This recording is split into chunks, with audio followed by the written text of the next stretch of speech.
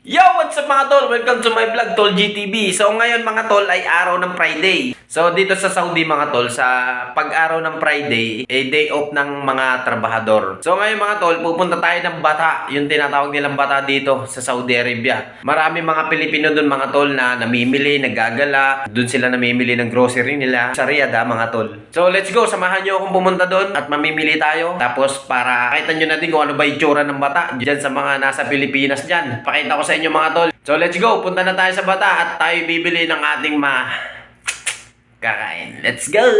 So what's up mga tol, pupunta tayo ngayon sa Bata mga tol. So bibili lang tayo ng kaunting kailangan natin sa bahay. 5 days na ako dito, pero before nakapag Saudi na ako, pero bumalik ulit ako dito sa Saudi. Pupunta tayo doon sa dati naming ginagalaan. Kung tawagin ay Bata. Good! Aywa, good. Aywa. Pilipini, good. Aywa.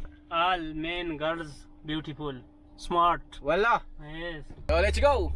So ayan na nga mga tol, nandito na tayo sa Bata. Dahil nga mga tol, itong taon tayo, bago nakabalik dito, ay naninibago ako. Kasi mga tol, napakalaki na ng pinagbago ng Bata. Yung mga dating ginagawang malalaking building, ngayon mga nakatayo na mga tol. Ang mga babae dito mga tol, ay hindi na halos lahat nakaabaya. Kita ng mga buhok at pwede na rin silang nakakapantalon lang mga tol. Talagang mga tol, mapapasabi ka na lang na Sana Mall. Sana Mall pala, akala ko Sana All.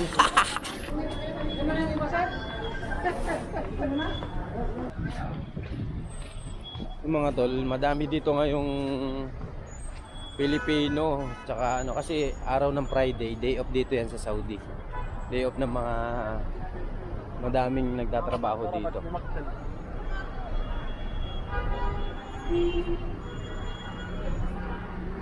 Mga tol, after 7 years yan, nakabalik tayo dito sa Riyadh. Lajo. Ayan, yung mga bagong mall dito. Ayun mga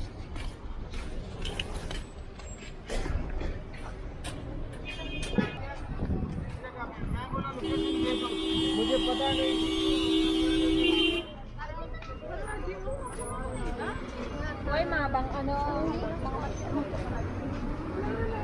dati mga tol, may Manila Plaza dito. Ewan ko lang kung buo pa yun. Kasi nung umalis ako dito 2017, nasunog yung Manila Plaza. 2016 yata nasunog yun. Ewan ko lang kung open na ulit siya.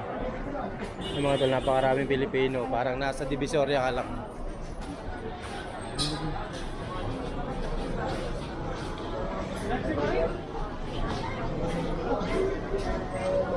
Yan, dyan nabibili.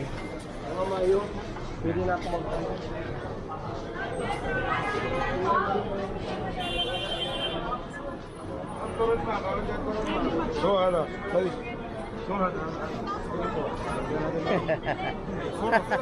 Alam mo, Pin. Tama ka lang gagawa ni Polar Spaghetti Pasit kuya. Wala ka na, katawan. Ayun, may mga nagtitinda ng balot dito, tsaka mani. Balot po sir, ay kala ko. Taxi? Yung mga Pilipino mga tol dito, nagtitinda sila ng mga ganito, yung mga kakanin sa atin. Ayan, ayan, may mga kakanin sila din. Mamaya yan. Kamusta ka? Ha? Mabuti. Kalam, kamusta? Kamusta ka? Aywa na mabuti. Mabuti. Ayan. Pati yung ibang mga ibang lahi, marunong na rin mag-Tagalog.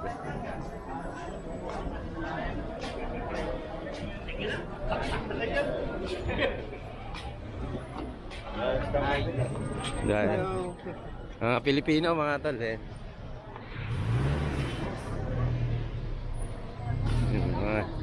Yung mga gulay. Natatandaan ko tong pwesto na to, tol, dati dito. Yan, dati mataas pa tong puno na to eh.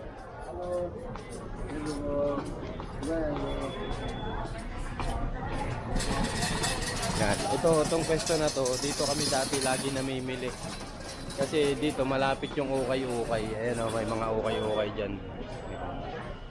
Malaki na yung pinagbago ng Bata after 7 years. Ayan.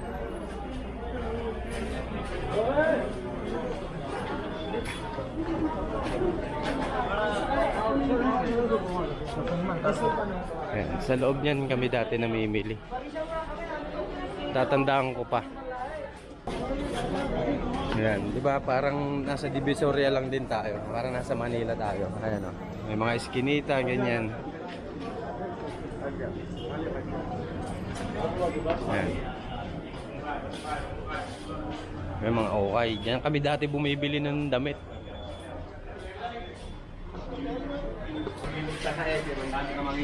Hello, kabayan. Ayun, mga Pilipino.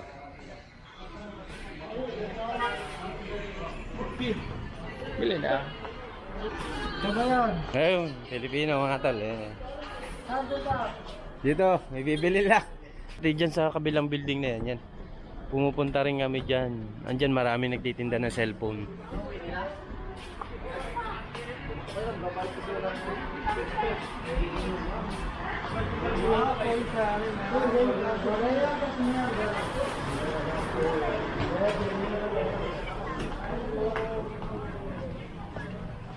Maraming Pilipino dito mga tol. Ano ba mga tol, yung nandito ako dati, dito kami nagkita ni Tol Lester. Tol Lester, shout out sa'yo, sumunod ka na dito sa Riyadh. Tara, talhin na, sawa-sawa ulit. Ayan, dyan kami nagkita nun eh, dyan. May kainan dyan eh. Hindi ko na matandaan lang, basta dito yung part na yan eh. Ayan. Yan yung Manila Plaza mga tol. Sarado pa rin pala hanggang ngayon. Mainit dito, kakaulan lang eh. Sa loob na isang taon, isang beses lang umulan. So ay mga tol, yung Manila Plaza. Ayan.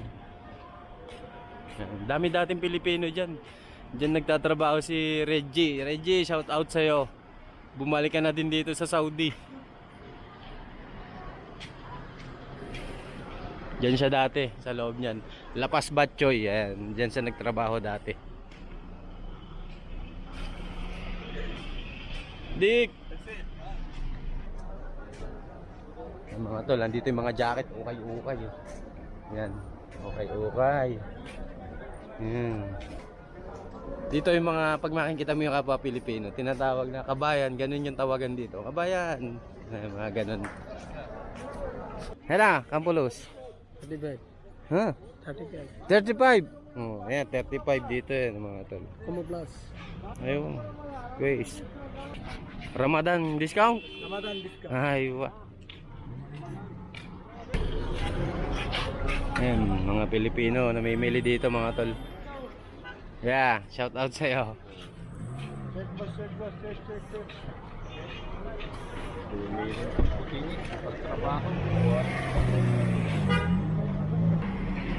Yan, 'di ba? Parang mga nandito lang din sa kanilang bayan yung mga Pilipino. Nakatsinelas, naggagala, bumibili. Ay, wasadik, magkano mais? Ha? 5 kilo. 5 real. 5. 5 real. Ayan. Ibang lahi yan pero marunong mag-Tagalog. Talong. Kam, talong. 5. Ada 3 piece 10 real. 3 piece 10 real. Yeah, ada 5 real. Ada 5 real. Ada 1 kilo 5 real. 1 kilo 5 real yung mais oh. Gaganda pa ng mais. Ayan. Balahi yan mga tol, kala nyo Pilipino pero magaling mag-Tagalog.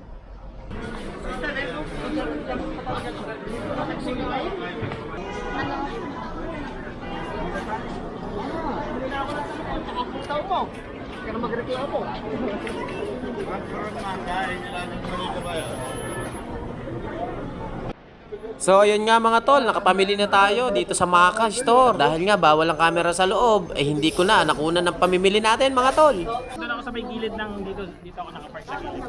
Naka GoPro ka. Nagbablog ako sir. Ano mo sir? Tol G. LG? Tol G TV. Tol GPV? Yeah. So mga tol, nakita natin yung driver na Pinoy dito sa sa Bata. Sundan niyo siya sir, mga sir, mga ma'am. Nilungan ako ni Kuya magbuhat. So hindi natin napasok yung camera sa loob kasi bawal. Kahit saan naman yung grocery, kahit sa Pilipinas bawal yung camera, no? So hindi natin nakunan yung pamimili natin tsaka yung nakita natin. Sobrang daming Pilipino sa loob mga tol. Yung linggo lang ako dumating eh. Galing. Pinas. Galing kayo ba, sir? Natatabi kay kuya.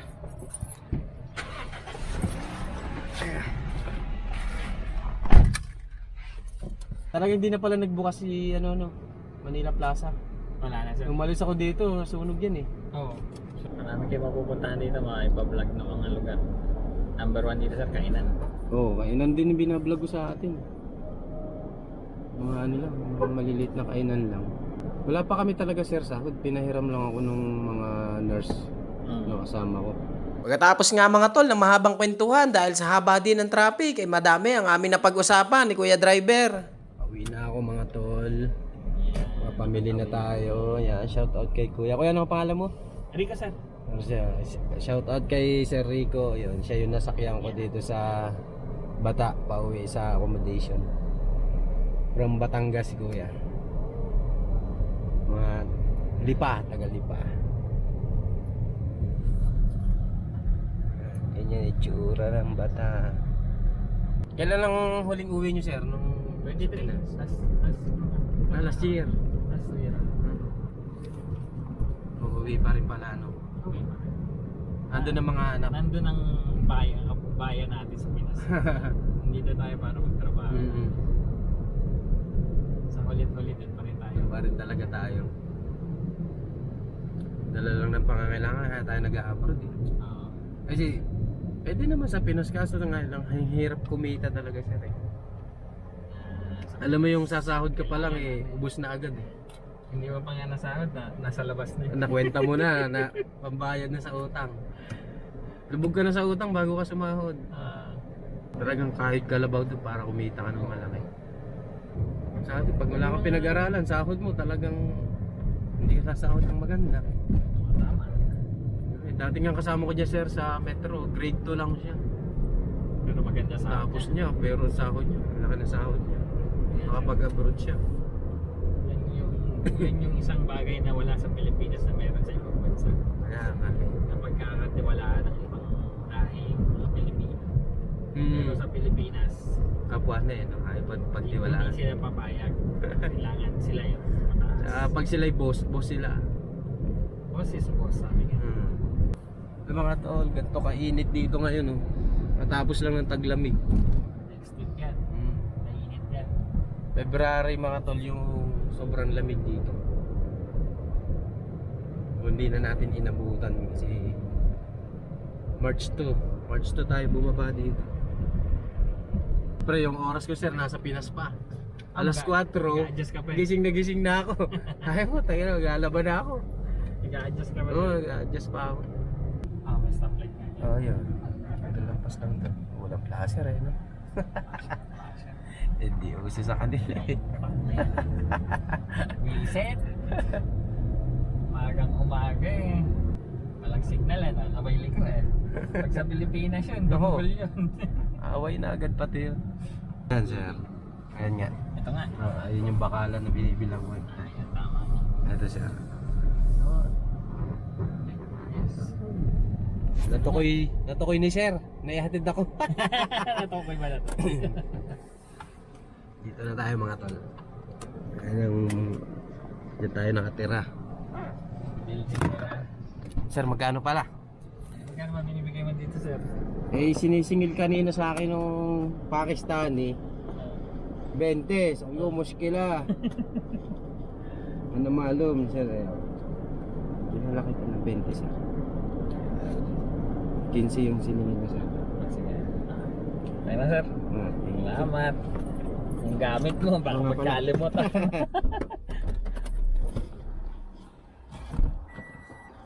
Ayan, nandito na tayo mga tol. Salamat kay kuya. Buti Pilipino yung nasakyan natin. Ayan.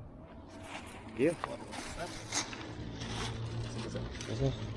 Isa pa. Isa ba? Kaya.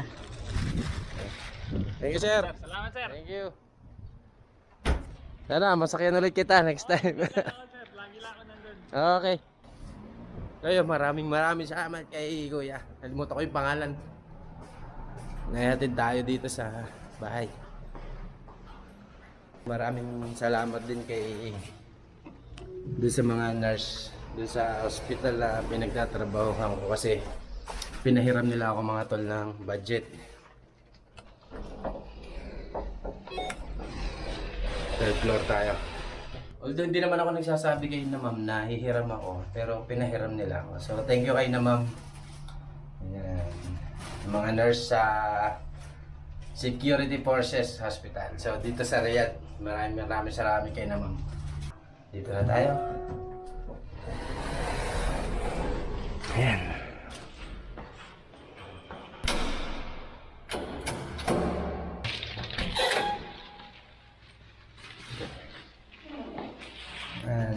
Kanina gumising ako ng mga alas 4. So dahil ang oras ko ay nasa Pinas pa, aga ako gumising. Kaya kanina naglaban na ako. Ayan, naglaban ako. Para ako mamimili na lang. So wala yung mga kasama natin dito sa bahay kasi may mga pinuntahan din.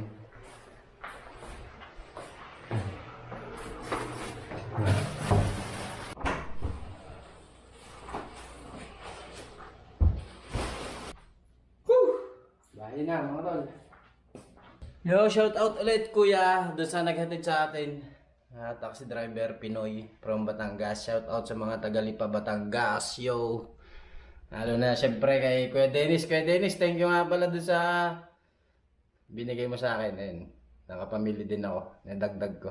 Maraming salamat mga tol. Sana ay baybayan nyo pa rin ako kahit na dito na ako sa Saudi. Shout out sa mga Pilipino dito sa Riyadh. Siyempre, like and follow and share sa aking Facebook page, sa aking YouTube channel, Tol GTV mga tol. Brr!